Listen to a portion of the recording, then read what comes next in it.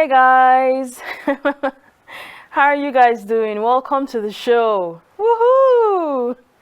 It feels good to be here with you guys and to know that you are absolutely here with us as well. It's fantastic to know that you're watching us this Saturday. So, this is the season finale, guys. This is episode 13. It's the last episode for this season. And I'm super excited that we've come this far. And I know that it's been a great learning experience. So many things to learn and discuss about mental health, right? That's so cool.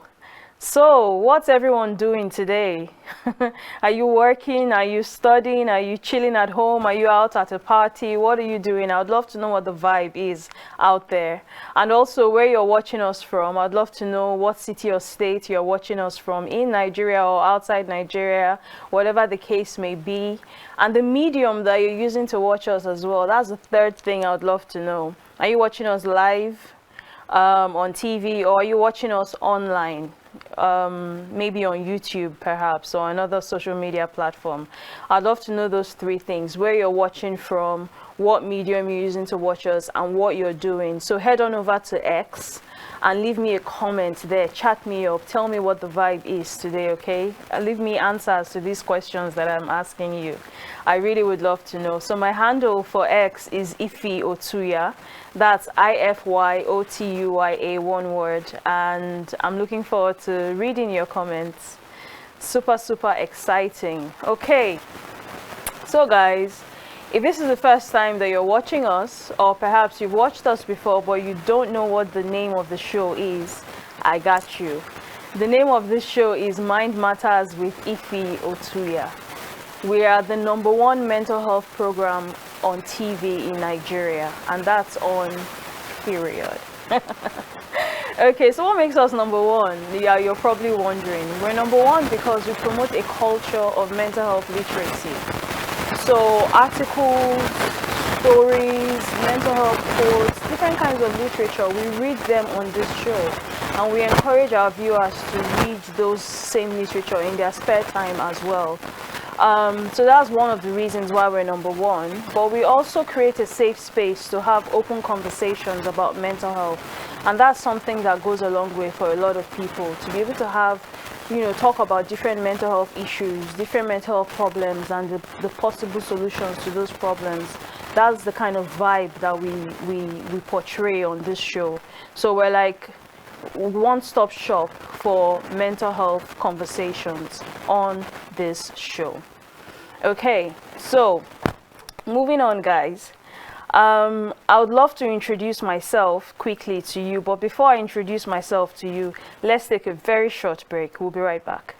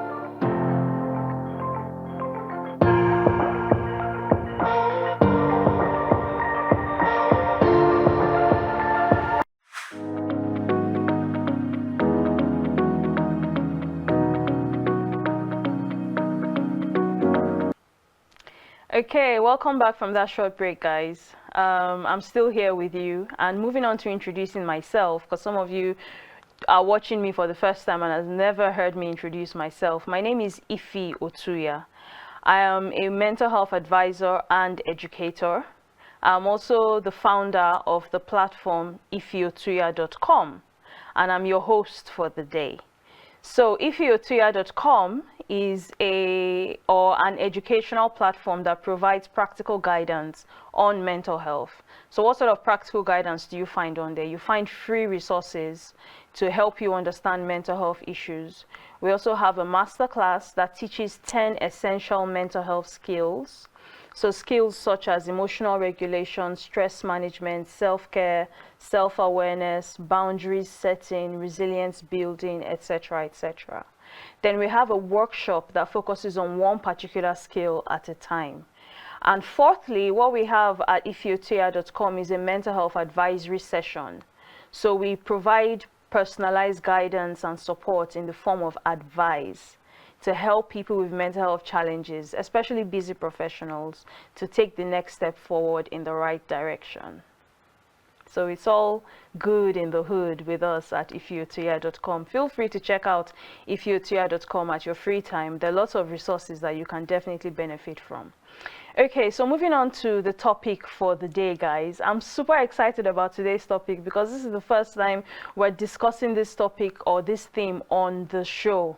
Now, the topic for today is Dissociative Identity Disorder, what everyone should know. Wow, Dissociative Identity Disorder, that's DID for short. Sometimes I'll say DID, just know that I mean Dissociative Identity Disorder. What's that? It's actually a mental health condition. You know how we do it on this show? We discuss different mental health conditions and we unpack them, break them down so that you walk away feeling more aware and more knowledgeable about these often stigmatized and mysterious sounding words and conditions. So today, dissociative identity disorder is one of such conditions that we're going to be breaking down. Okay? Now, we have a theme for today, guys. Every episode, we have a theme. And I'm going to announce today's theme. But what's even more interesting about today's theme, before I announce it, is the fact that the theme is tied to a giveaway. Wow, did I say giveaway? Yes, I did say giveaway. So we want to give you something on this show. We want to give you a gift, a free gift. You don't got to pay 1 kobo for it. How much more 1 naira? You don't have to pay anything at all. But it's a free gift that's available to you. And what's that free gift? The free gift is a ticket to a masterclass where you'll be learning 10 essential mental health skills. So it's a 1-hour masterclass online, a virtual masterclass. You learn mental health skills. You walk away understanding why mental health skills are important, what examples of mental health skills are, how to use them, the benefits of using them in your day-to-day life, things like that. So you walk away feeling like a mental health pro. But in order for me to give you the ticket to this masterclass, you need to know what today's theme is. And when you know what today's theme is, head on over to X, the social media platform, and leave me a comment telling me what today's theme is. Remember, my handle is Ify Otuya. So, drum roll, guys. The theme of the day is Dissociative Identity Disorder. That's DID, Dissociative Identity Disorder. If you head on over to X and write DID, I'll take that as a correct answer. Or if you write it in full, Dissociative Identity Disorder. Or if you're feeling brainy and you want to combine both of them, you're feeling like a nerd and you want to combine DID with Dissociative Identity Disorder, and leave me that comment, I'll still accept that as well. And I'll be selecting 10 random correct answers. Okay, so we'll select you, we'll hit you up via your DM, and we'll give you your free tickets to the masterclass. Isn't that exciting? I know, I'm generous like that. So I'd love to give like 10 people free tickets to the masterclass. And I didn't mention, but that ticket is actually worth 70K, okay? 70,000 naira. So I'm feeling like giving 700K worth of tickets to my audience. Like, this is the best show ever, especially because it's about mental health and the freebies. Okay, so that's cool. I'm glad we got that covered. So the theme of the day is dissociative identity disorder. So you're probably wondering, what is dissociative identity disorder? Dissociative identity disorder is a mental health condition that changes the way a person thinks, feels, or behaves, and also interferes with how they navigate everyday life. I'll take that again. DID, also known as dissociative identity disorder, is a mental health condition that changes the way a person thinks, feels, or behaves, and also interferes with how they navigate everyday life. Now, let's explain DID further, and I'll read from my notes because we're here to learn together. Okay, so DID is a personality disorder. In other words, it's a disorder that attacks a person's personality or affects a person's personality. Now, think of personality as a team, okay? Most people have different sides to themselves: the professional side, the playful side, the caring side. But they are all members of the same team, working together under one captain, right? Now, in DID, this teamwork is disrupted. The dynamics change. Different identity states may take control at different times, and the person may not remember what happened while another identity state was in control. This explains DID, dissociative identity disorder. Now, guys, I have 12 facts that I've put together for us today to read and to learn from about dissociative identity disorder. And I'm so happy that we're learning together, because trust me, even though I'm educating you, I'm still learning more and more about mental health every day. And when we come together collaboratively to learn, it's an enriching experience. Okay, so 12 facts about DID that I've put together for you. 1, DID was previously known as MPD, that's multiple personality disorder. But the name was changed in 1994 to better reflect the condition's reality. Now, experts updated the name because MPD, which is multiple personality disorder, incorrectly implied that a person had several fully formed separate personalities. Instead, DID is understood now as a single fragmented personality. So it's not multiple personalities as they thought back in the day, but it's just one personality that is fractured or fragmented into different uncontrollable facets, often uncontrollable facets. Okay, so DID is a real mental health condition, guys. This is fact 2. It is recognized by major psychiatric diagnostic systems worldwide. In case you see someone say or hear someone say they have DID, don't automatically assume that they are seeking attention or they are being pretentious, because it's actually a real mental health condition with serious or severe symptoms. Okay? 3, it is usually linked to severe repeated childhood trauma. That's DID.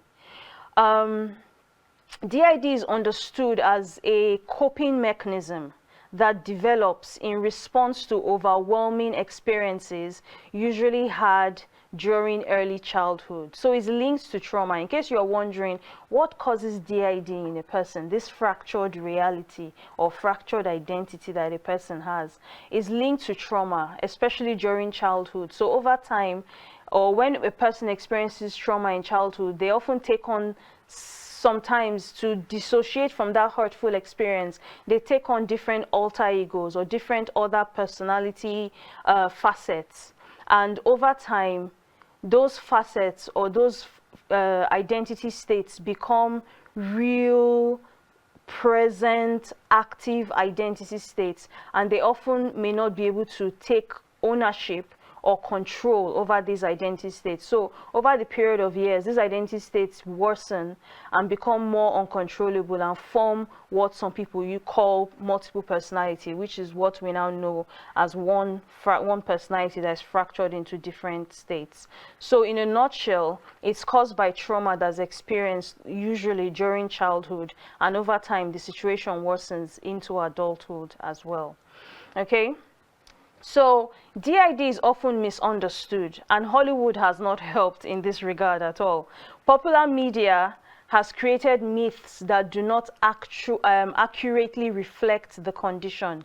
Sometimes in popular media or in Hollywood, DID is sensationalized. You have alter egos. This person switches dramatically from one personality to another personality, like Frankenstein, and then switches again to another personality. And it's so sensationalized because it makes for good storytelling and TV, right? But in reality, it's not usually the case. Sometimes switching from one identity state to another can be subtle. It's not always dramatic. So there's a lot to understand about DID, and popular media has not always been effective at helping us understand DID accurately. Now, people with DID have 2 or more distinct identity states. I mentioned that earlier. The identity states may differ in memories, behaviors, emotions, or ways of relating to the world. So one can be like an angry mother who is angry at the world and maybe her children, and another one can be a caring father who is more understanding. So they can differ in their emotions and how they relate to the world, but it's one person who is juggling with managing or carrying these different identity states. Okay, now memory gaps are a hallmark symptom of DID. This is fact 6. Memory gaps are a hallmark symptom. Individuals may lose time or have difficulty recalling everyday events, conversations, or personal actions. That's sad. That's frightening even. The fact that you wake up one day and you can't remember what you said to someone yesterday, or it's 3 o'clock in the afternoon and you can't remember what you did earlier in the day at 11 a.m. and you're feeling so isolated in yourself and feeling frightened because you don't have a grip on reality. So that's a key characteristic of DID. Okay, it's a hallmark symptom: memory, difficulty remembering everyday events, memory lapses, and memory gaps. Okay, so now DID is not the same as schizophrenia or bipolar disorder. Some people often mistake DID for schizophrenia or bipolar disorder, and they are not the same. They are very distinct, different mental health conditions with different causes, symptoms, and treatments.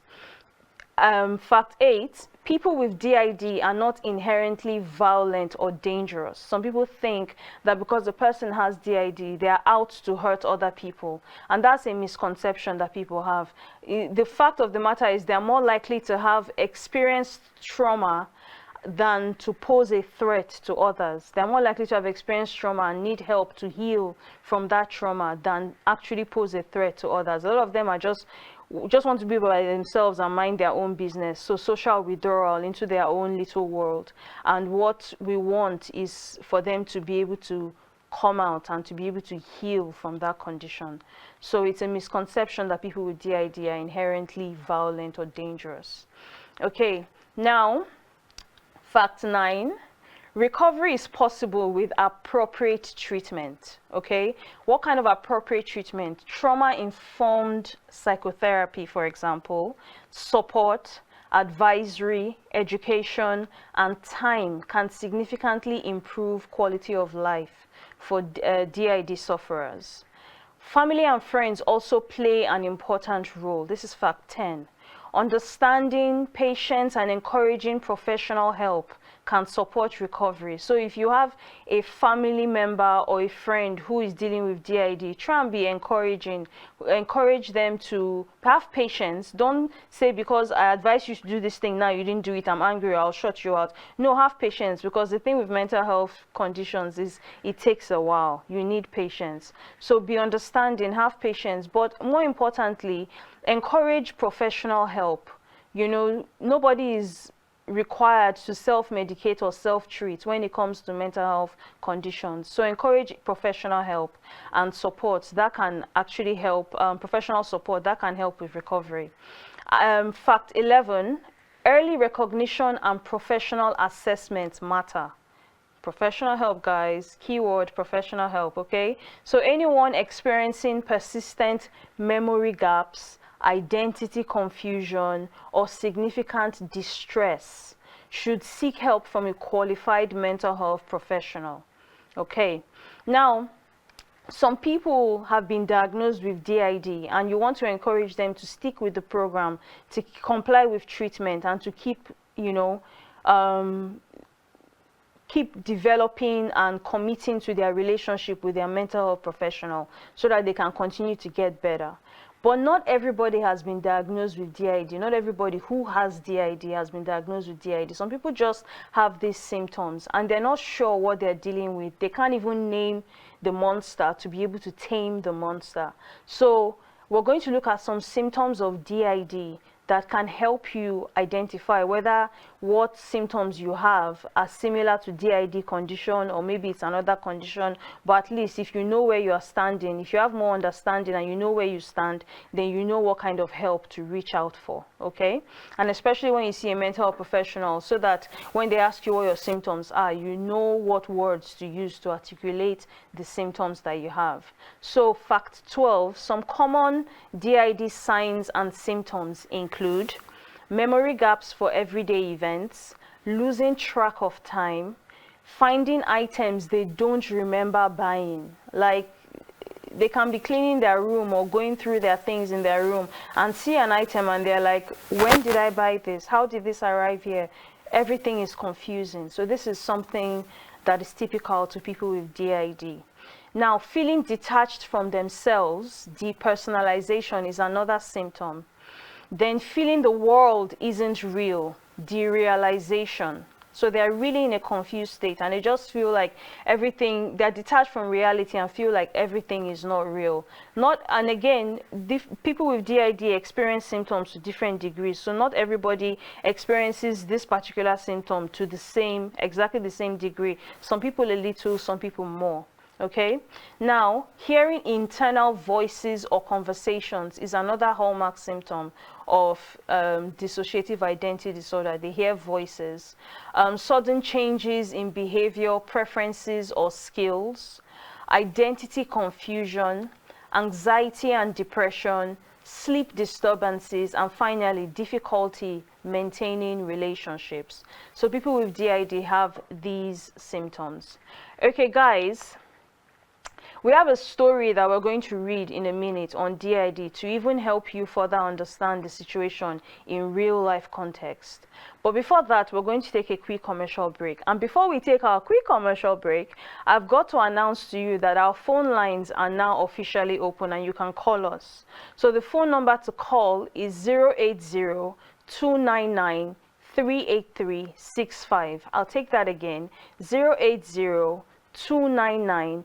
38365. Please call us on this line if you have any questions about DID that you want to ask. I'm here to answer those questions. You can call, you can hit me up on social media, you can ask your questions, but our phone line is open, so I'd even love to hear your voice even better. Or maybe you have a recovery testimony that you want to share, you can share it on this show, or give us feedback on anything that we're doing to help us improve our service to you. Okay, so that's the phone line. You can call us. We're going to take a quick commercial break, and when we come back, the conversation continues. Don't go away.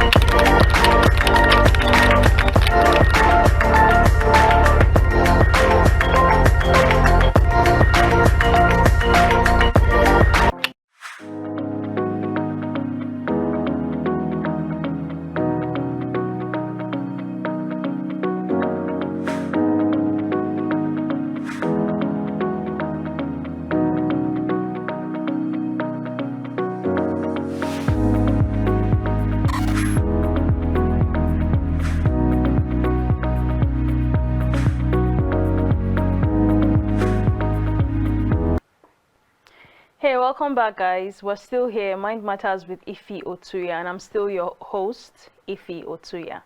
Okay, so our phone line is officially open. You can call us. I read the number out earlier and I'll read it again. It's 080-299-38365. 080-299-38365. Call us. I'd love to hear from you. Okay, moving on to our next item for the day. It's a story, a mental health story, a powerful story about recovery from dissociative identity disorder. And I'll read.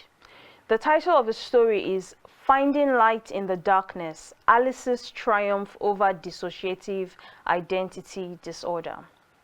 Now, in the small, serene town of Tranquilville, life seemed peaceful on the surface.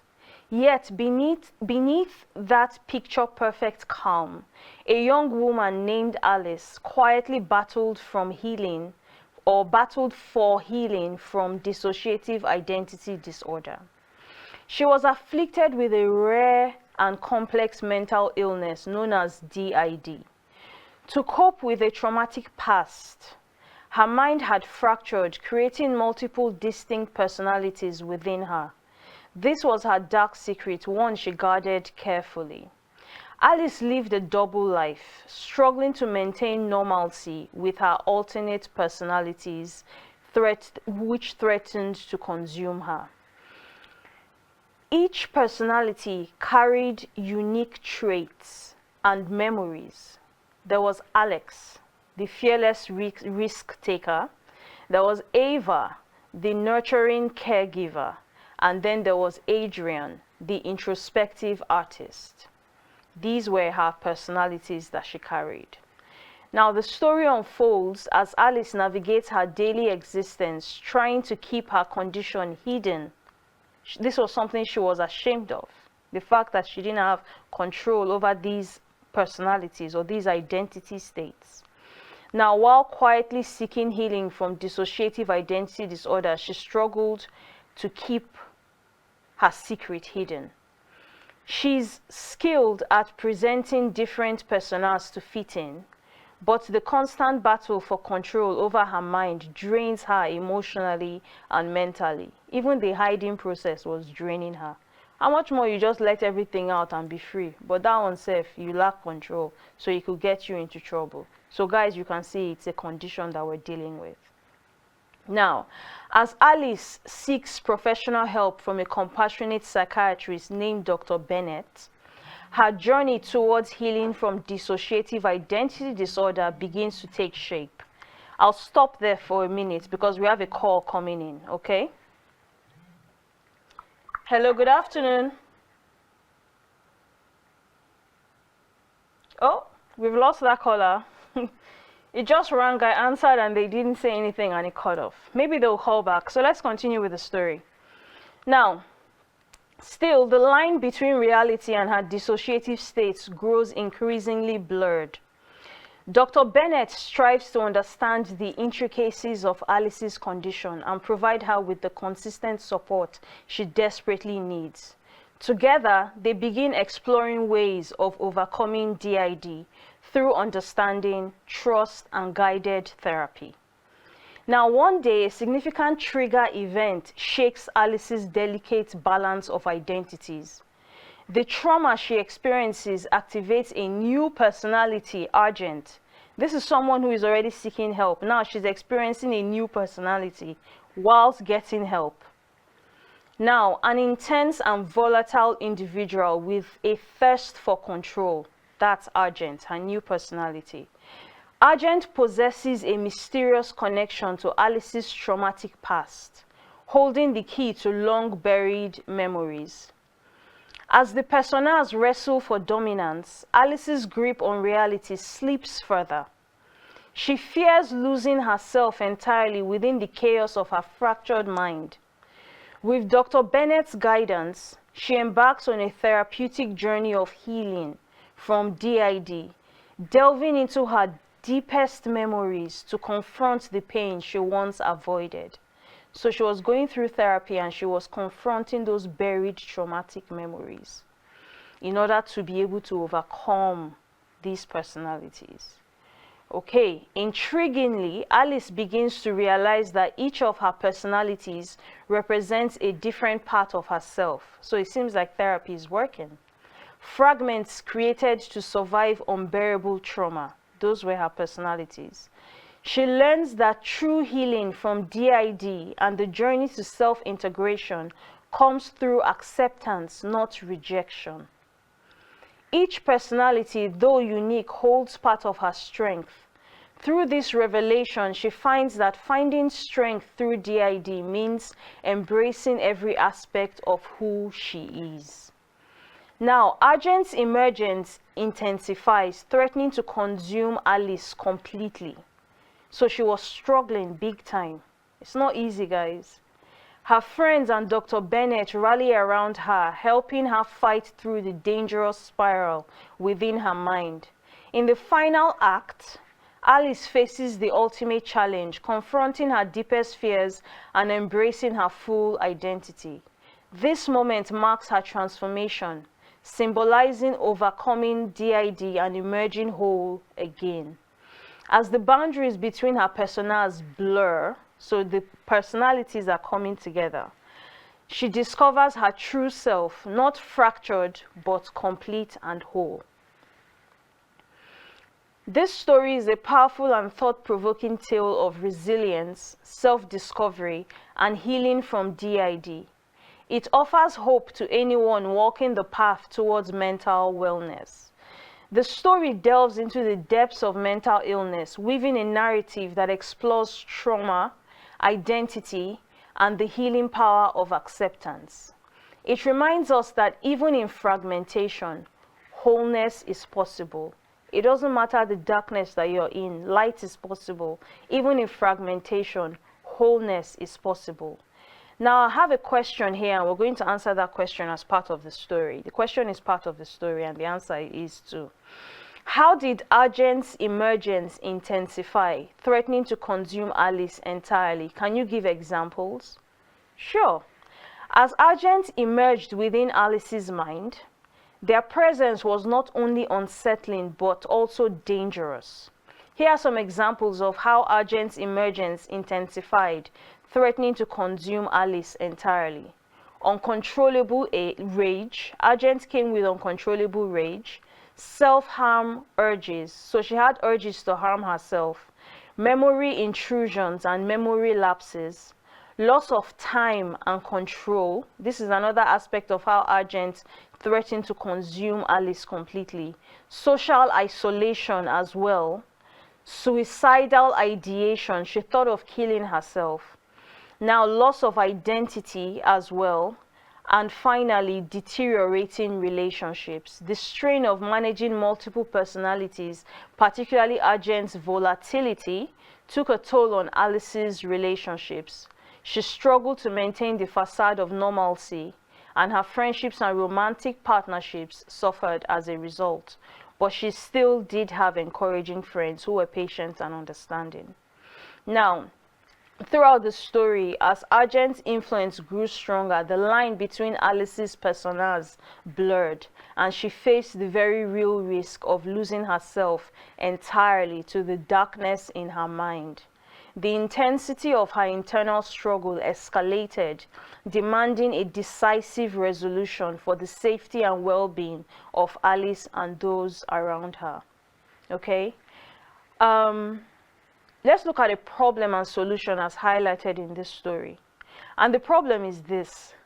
Why is it that as soon as Alice sought help from Dr. Bennett, and Dr. Bennett started listening to her symptoms and putting together a personalized treatment plan for her and working with her, why is it that as soon as she took that step forward and those good things started happening for her, Argent suddenly, a new personality suddenly emerged, and this one was worse than all the other personalities because it had uncontrollable rage. It was the very angry personality that she didn't have before, a very angry identity state, a facet to her personality that wasn't there before, and it threatened to consume her. Now, some of you may be in similar situations with your mental health challenges.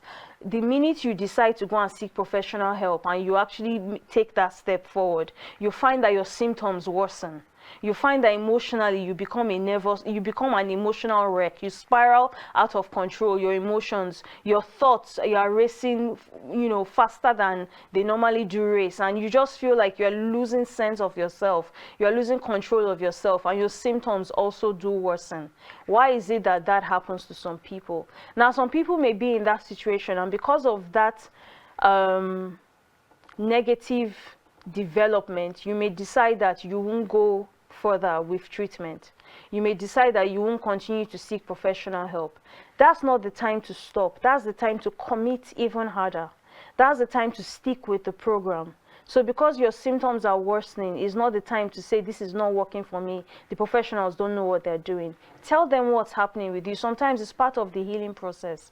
They say it gets darker before it gets bright. Sometimes on the verge of your breakthrough, it becomes worse. The storm becomes more turbulent, and then suddenly there is daylight, and then there is calm. So sometimes it gets dark before you reach the end of that tunnel.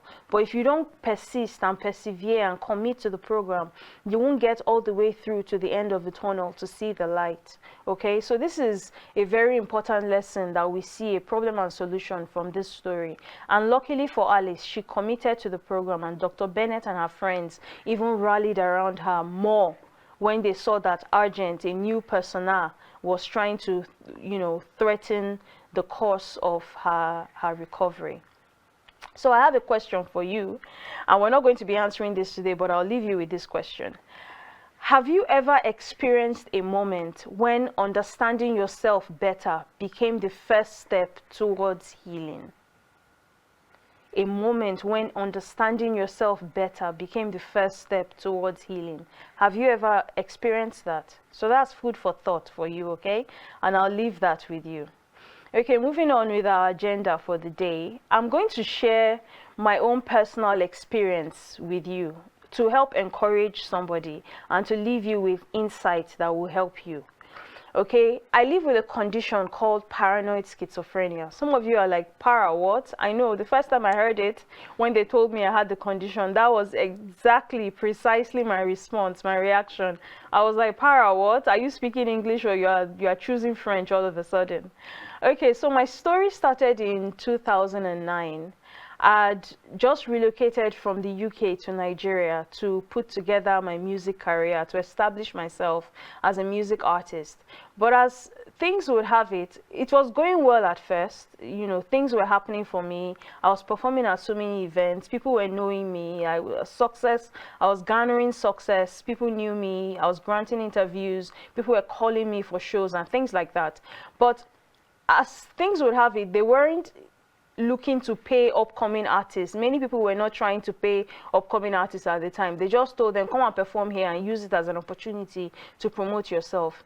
Upcoming artists, I know you can relate to that situation. And for me, it was frustrating. As for any business owner, you are in the music business or any kind of business, you are pouring money into your business, you are dressing up, you are putting on makeup, you are fueling your car, you are carrying your band up and down. I had a band that was performing my music with me. I was paying the band members for shows, but people are not going to be paying me. Are you serious? Like, that impacted on my mental health heavily. That is understandable. It impacted on my mental health heavily. So over time, I became disillusioned with the whole music industry and my dreams. I watched my dreams die because I stopped performing because I didn't have money to continue to commit to, the requirements of the industry. So I stopped performing. I became a recluse. I would be in my room. I won't come out of my room to speak to family members or anybody for days on end. So I continued like this. My symptoms, I became depressed, but I didn't seek help for the way that I was feeling. Me that is preaching, see a mental health professional. I'm preaching that now, but at the time, it was so alien to me. So I didn't speak to anyone, any therapist, any mental health professional, any mental health advisor, nothing like that. I didn't even confide in friends and loved ones. I just carried my pain on the inside. So my symptoms worsened over the course of years, and in 2016 I was diagnosed with paranoid schizophrenia. Now, when they diagnosed me with paranoid schizophrenia, it was the most bitter pill for me to swallow. I just refused that someone like myself, vivacious, driven, ambitious, go-getting, positive-minded, would would be the likely candidate for paranoid schizophrenia. So because I refused to accept the diagnosis, I also refused to comply with the treatment. Now, this is paranoid schizophrenia, but it also applies to DID or bipolar disorder, any condition you have. If you refuse to accept the diagnosis, you're most likely not going to follow through with the treatment. After all, why should I be taking pills and therapy and doing all those things when, as far as I'm concerned, nothing is wrong with me? So that was me. That was who I am. And many of you can relate today. Okay. So because I wasn't complying with the program, I used to relapse again and again. I'll be forcibly taken to the psychiatric hospital, locked there for weeks on end. It was the darkest, most depressing time of my life, and it carried on like this for 7 years. 7 years in the wilderness, guys. 7 years in a hole. That was me. I desperately needed to break free, but I didn't know how.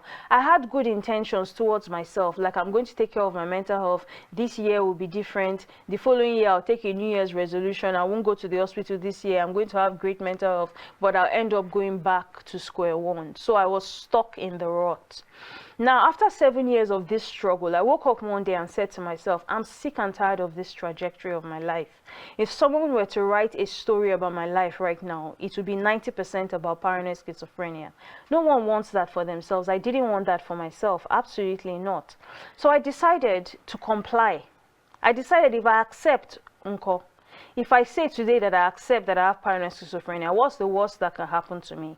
Like, there's so many elements and dimensions to this story, but because we don't have time, I'm rushing the story. Okay, so if I accept that I have paranoid schizophrenia, what's the worst that could happen to me? And I realized nothing. I'm not going to die. I used to think it was a death sentence, but really, it's a new lease on life. It's me now taking the pen and authoring the story of my life that I find suitable for myself, that I find appealing, not the one about paranoid schizophrenia. I can be the author of the rest of my life. That was what I realized, and that was, a light bulb moment for me. So I decided to not only accept diagnosis, but to comply with treatment. And I began to empower myself by reading mental health literature, articles, stories about different conditions, especially my condition, paranoid schizophrenia. I wasn't freaked out by it anymore because I felt more in control and more knowledgeable. They say knowledge is power. And in my case, it really did play out that way. So since I reached that turning point and I made those decisions for myself, I also decided to empower other people by launching my website and publishing my research on mental health through articles and stories and quotes and reflections, etc., etc. So since I reached that turning point, I've never experienced my paranoid schizophrenia symptoms again.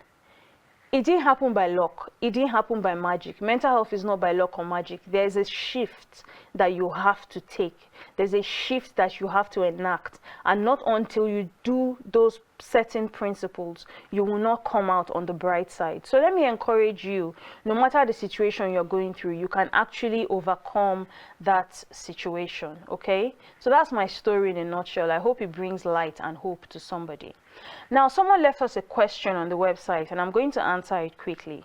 The question reads, how can family and friends help someone with DID? That's Dissociative Identity Disorder. This is the answer. 1, listen without dismissing their experiences. Okay? Don't tell them, oh, the reason you are experiencing that is because that.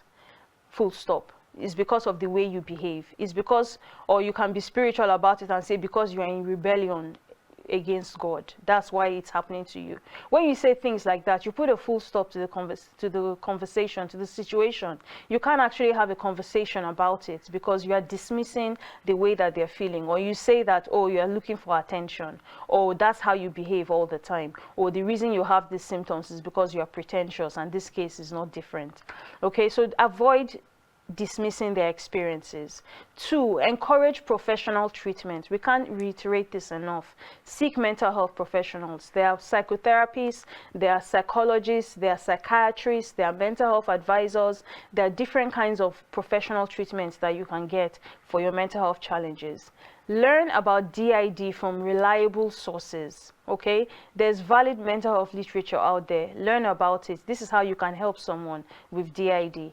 Avoid arguing about what is real. Remember, what is real to every healthy person is not necessarily what is real to a sufferer of DID. So avoid arguing about it because it may not produce a productive outcome. Respect boundaries. Okay, don't be that person who's saying, because I'm telling you to do this right now, to go and call this psychologist right now, and you don't do it, then there's going to be trouble. Just respect boundaries. Take it a step at a time. Be patient during recovery. Recovery is not going to be overnight. It takes time. And sometimes they struggle with their symptoms that they thought they've overcome. Those symptoms may come back, and it may be a bit of going back and forth. So just be patient, okay? And finally, recognize that healing takes time. Mental health is a journey. It's not a destination. So every day is a new day where you may experience new challenges. It is part of being human, but you can overcome those challenges, definitely. Okay, so don't forget about our masterclass giveaway, guys. I'm giving away tickets, free tickets to our masterclass, and you are more than welcome to take advantage of this opportunity. Okay, so we're going to take our last commercial break now, and this is our last commercial break for the season. And when we come back, we'll wrap things up. Don't go away.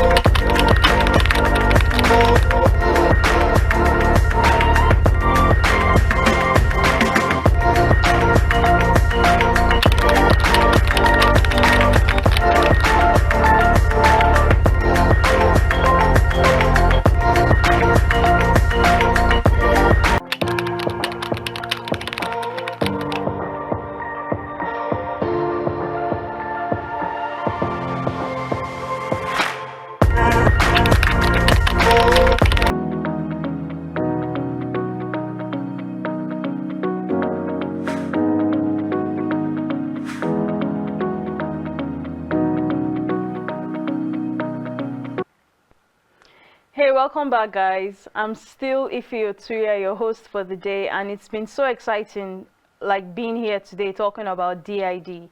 And this is still the show that you always want to watch when it comes to mental health, and the show is Mind Matters with Ify Otuya. Okay, fantastic. So we've done a lot today, and we've come to the segment where we talk about the quote for the day. Now, the quote of the day is, "The mind's resilience knows no bounds. It's a canvas where even the darkest colors can give birth to the brightest art." This is our mental health quote of the day. It says the mind's resilience knows no bounds. Guys, like no matter the situation that you find yourself, no matter the DID symptoms that you're experiencing, you can bounce back from those symptoms. You can bounce back from that setback. I told you about my story and how I bounced back just by doing the right things. It knows no bounds. The resilience of the mind, like no matter how deep that hole is, there is no way that resilience, there's no story, how bad that story is, we've not heard of resilience that triumphed over that story, resilience that climbed out of that story. There is a resilience for a hole. No matter the hole that you find yourself, there is a resilience for that hole.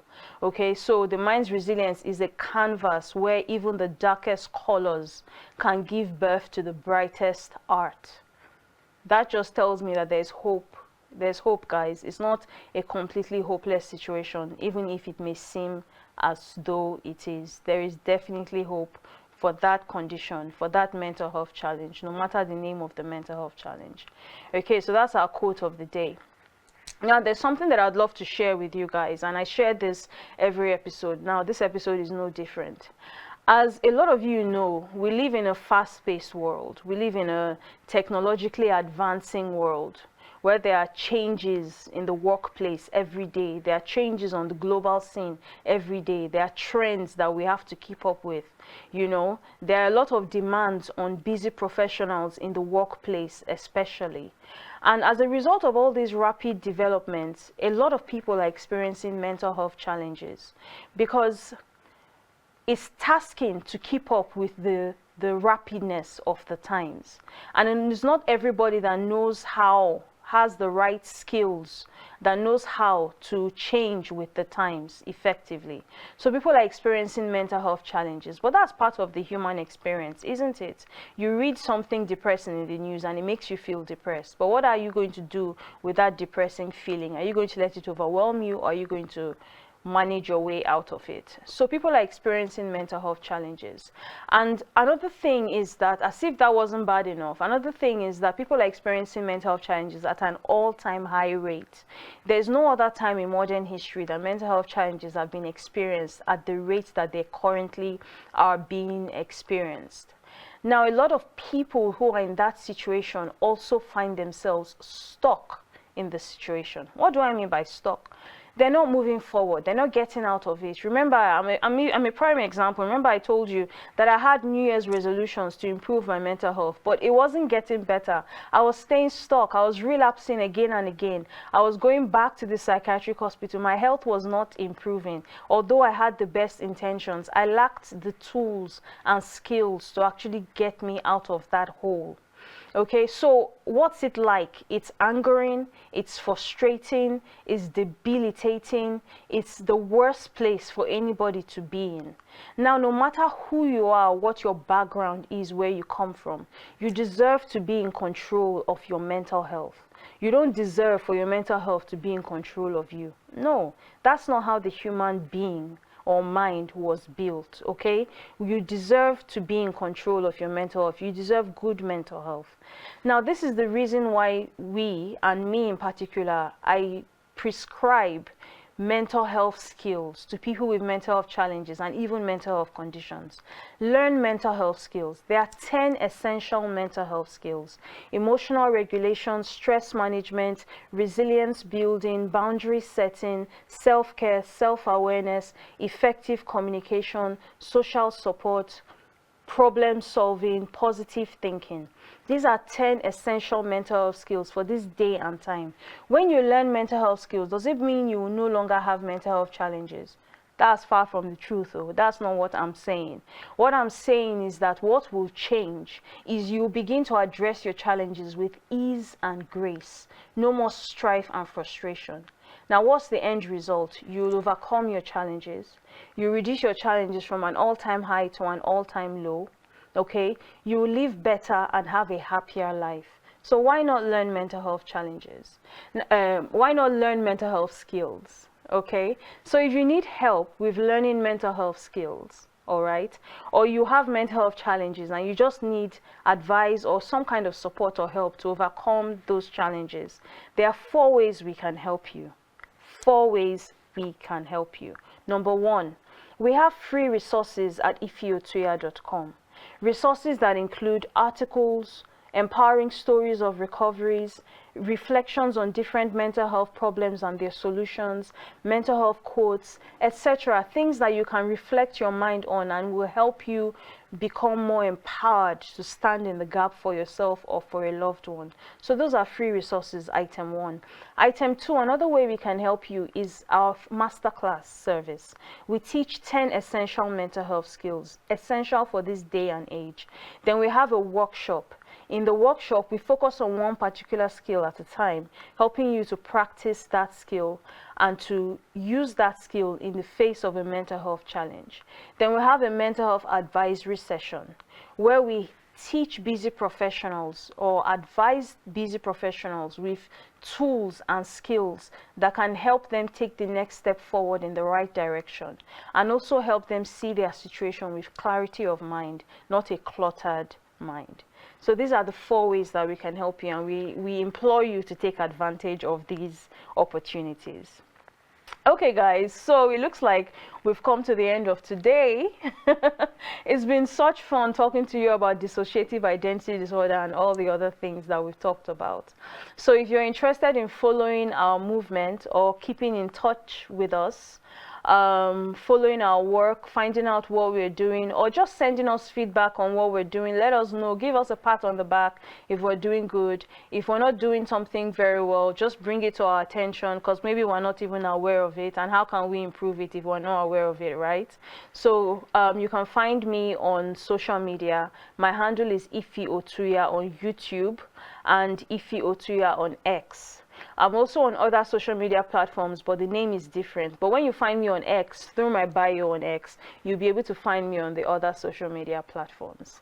So we've come to the end of the day and the end of the season. Until next time, let's talk openly about mental health. Bye-bye.